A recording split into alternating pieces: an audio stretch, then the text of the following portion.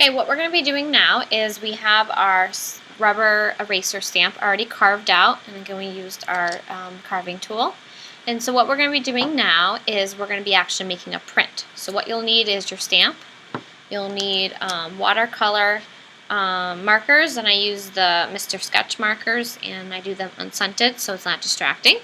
And then you're also going to just need computer paper, and you can choose how big. So this is an 8.5 by 11. So what you're going to do first is what I call inking up your eraser.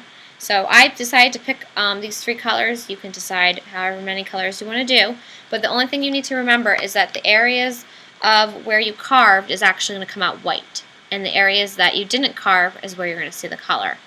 So I decided that I'm going to do my flower part right in here.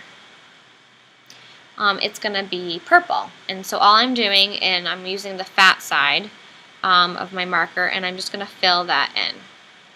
And again, the object isn't to get in those cracks where you carved, it's just to kind of fill in the smooth area. And again, I'm going to try to stay in the lines, and as you can see, I'm kind of just taking my time because you want to make sure you get all of the areas. So there's my flower. I'm also going to do the top part of this purple, and again that's just going to create unity and balance within my stamp, and that's what I'm just deciding to do.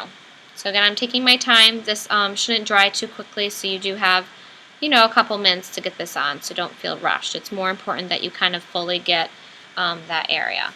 So as you can see, I fully color that in, and you can kind of already see that white lines are where the print will not have color. So now I'm going to go and do my leaves, and obviously I'm going to do that green, and decided to just keep it realistic. And so again, I'm just going to try to stay inside that shape of the leaf, and I'll do this upside down so you can kind of see better.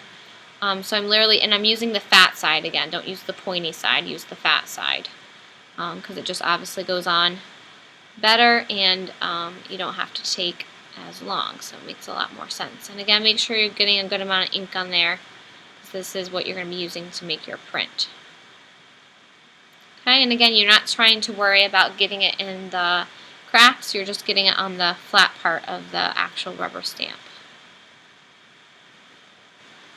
So there we go. In my last part, I'm doing my background so that this little part of the flower will really pop.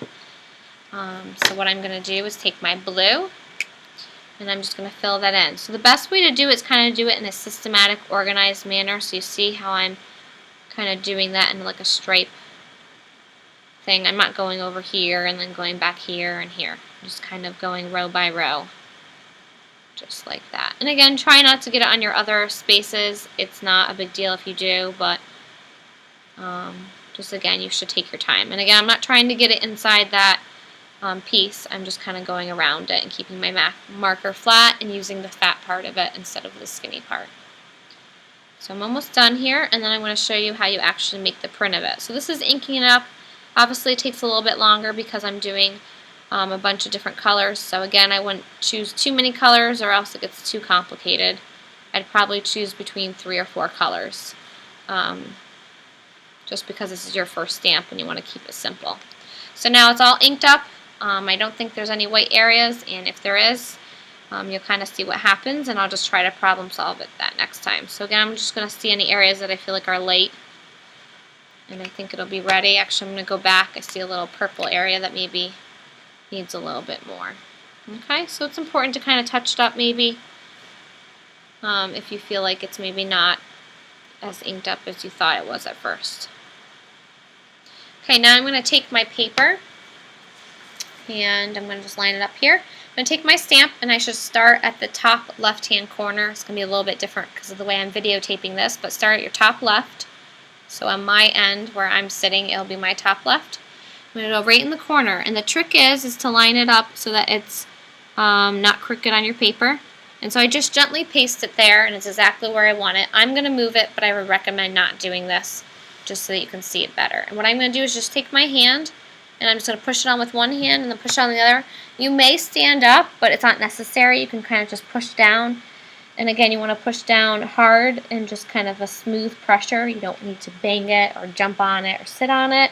You know, it sounds silly, but I've had students do this in the past, and there's no reason to it. So you're just going to push down on that. And again, it's better to put equal pressure, but right now I'm just going to get the last bit. And what you do is you're just going to lift this right up. You don't want to drag it. And there we go. So as you can see, I probably could have done a little bit more ink, but for the most part, I think it turned out pretty good. Again, I'll probably do a little bit more inking next time. So what you're going to do now is re-ink this again, do exactly what you did. The trick is, though, you have to remember where you started, because right now you can't tell whether you inked it or not because it's already covered in color.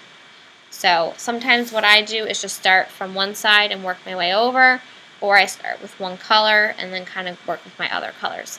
Then when you're making another print, even though this isn't inked up, I'll just show you, you would paste it literally right next to this one and you would repeat it, and so it's going to become like a sequence full print. And so that's just basically what you do until you get about 8 to 12 stamps together. You can also rotate your stamp. Sometimes if you're doing a symmetrical stamp, you would rotate it so that way this blends into that one. And then again, I can show you that in class. Okay, so there it is, how you make one stamp. And again, we're going to make a series of these stamps, so again, it becomes one big print. But that's just basically how you do one. And you would just repeat this process for each of them.